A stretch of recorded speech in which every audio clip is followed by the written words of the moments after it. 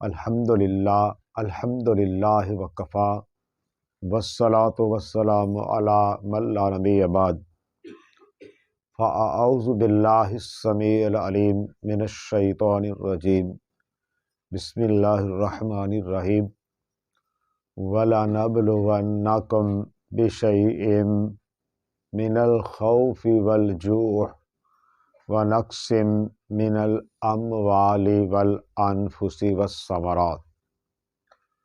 میرے محترم بھائیو، اللہ رب العالمین نے فرمایا ہے کہ ہم لوگوں کو تمہیں ضرور آزمائیں گے مختلف چیزوں کے ساتھ، اور ان میں سے ایک چیز ہے کہ پھلوں کی اور دوسرے وسائل کی جو کمی ہے اس کے ذریعے۔ اس وقت ویسے تو پوری دنیا کا مسئلہ بھی ہے، اور خاص طور پر ہمارے وطن عزیز میں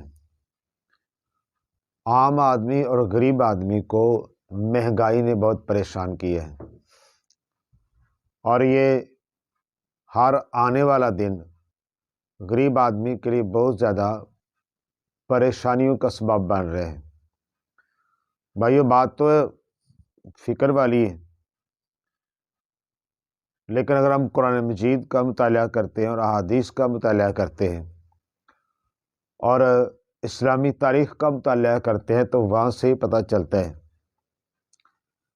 کہ اللہ رب العالمین کی طرف سے جو برکتیں نازل ہوتی ہیں، رحمتیں نازل ہوتی ہیں، ثمرات اللہ کی طرف سے جو دیے جاتے ہیں، وہ اللہ رب العالمین اپنے بندوں کے اوپر نچھاور کرتا ہے۔ اللہ تعالیٰ کسی کو تنگ نہیں کرنا چاہتا، اللہ تعالیٰ وسعت دینا چاہتا ہے، لیکن اللہ رب العالمین کی طرف سے بہت سی حکمتوں کے ساتھ بعض دفعہ کسی چیز کی کمی کر دی جاتی ہے، اور ہمیشہ جو مہنگائی ہوتی ہے وہ کسی چیز کے کمی کا نتیجہ ہوتی ہے۔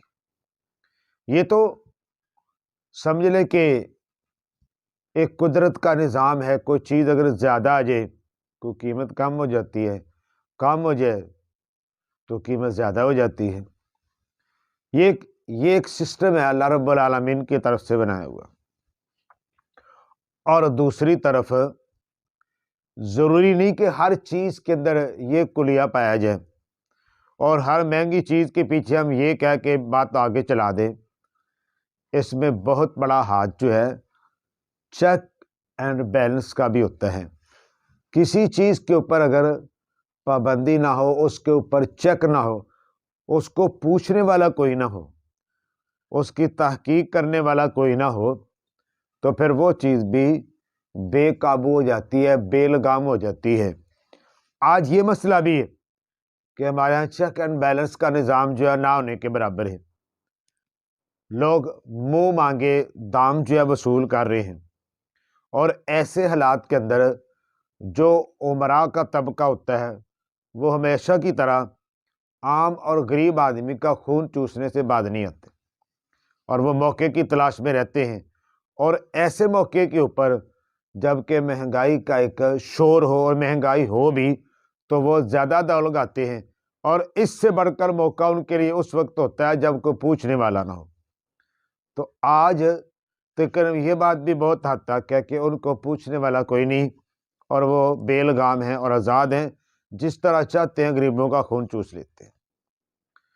اور اس کے علاوہ اللہ رب العالمین کی طرف سے جن کو نظام چلانے کا اختیار دیا گیا ہے یہ بالکل عارضی ہے، اور اللہ کی طرف سے امانت ہے۔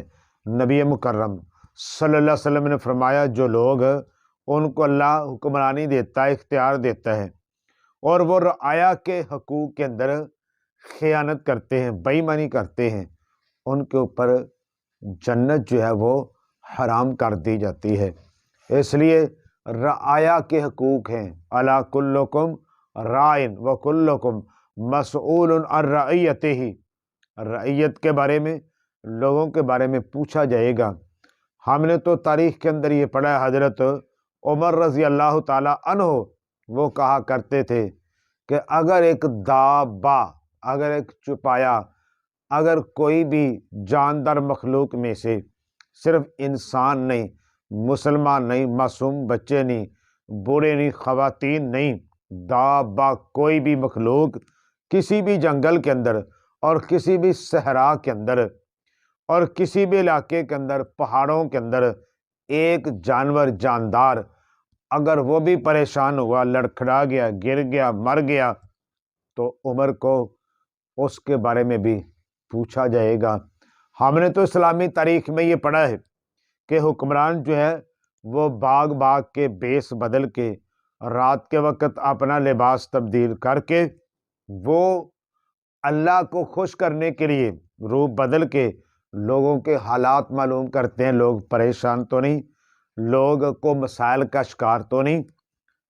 اللہ کرے کہ ہمارے دنیا سے جانے سے پہلے پہلے اللہ ہمیں پھر ایسے حکمران عطا کر دے کہ جو رعایا کے لیے مخلص ہوں، ان کا خیال رکھنے والے ہوں۔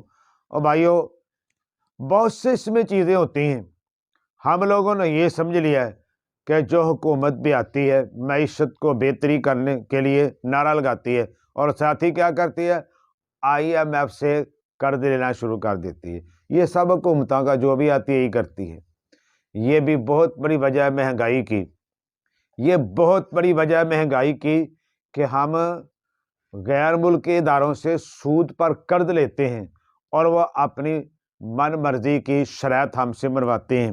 کبھی کہتے ہیں گیس مہنگی کر دو، کبھی کہتے ہیں بجلی مہنگی کر دو، کبھی کہتے ہیں فلاں چیز مہنگی کر دو، ہمیں کرنی پڑتی ہے اور مجبوراً ایک مہنگائی کا سیلاب جو ہے وہ عوام کے اوپر وہ چڑھ دوڑتا ہے۔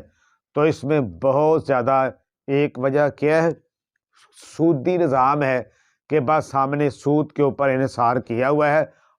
یہ ان اداروں سے جو بین الاقوامی بدماش ہیں ان سے ہم پیسے لیں گے، اپنا گزارا چلائیں گے، اپنی معیشت ٹھیک کریں گے، تو وہ ٹھیک ہونے کی بجائے دن بہ دن وہ بیٹھتی چلی جاتی ہے۔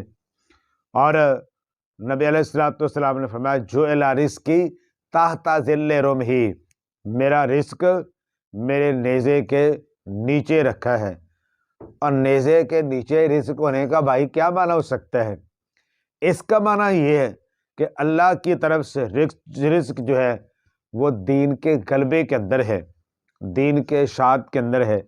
دین کو جو اللہ نے وعدہ کیا لِیُظْہِرَہُ عَلَى الدِّینِ کُلِّهِ، اس کو تمام دینوں پر غالب کرنا ہے۔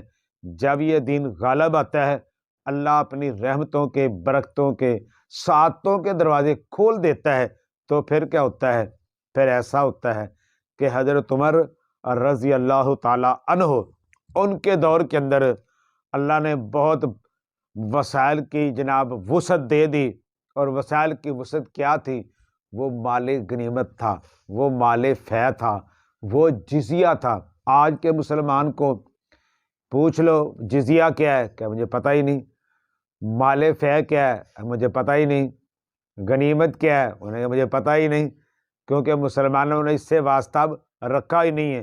جبکہ بیت المال کو بھرنے کے لیے، سرکاری خزانے کو بھرنے کے لیے اسلامی تاریخ پڑھ لیں، بہت سارے وسائل کہاں سے اکٹھے ہوتے تھے؟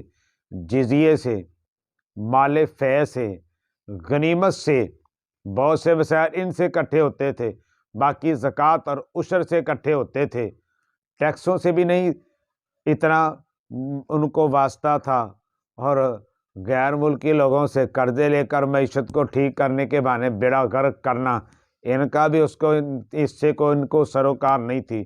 نتیجہ یہ تھا کہ ان لوگوں نے، اللہ نے ان کی معیشت بھی ٹھیک کر دی، اللہ نے ان کو عزت دی، اور وہ سرفراز ہوئے دنیا کے اندر بھی اور آخرت کے اندر بھی۔ یاد رکھیے، کسی چیز کو ٹھیک کرنا ہے، درست کرنا ہے، طریقہ وہی ہے جو 1400 سال پہلے تھا، وہی اپنائیں گے تو کامیاب ہوں گے۔ کوئی جدید اور نیا اس سے ہٹ کے لائیں گے تو بالکل ٹھیک نہیں ہوگا۔ وما علینا الا البلاغ۔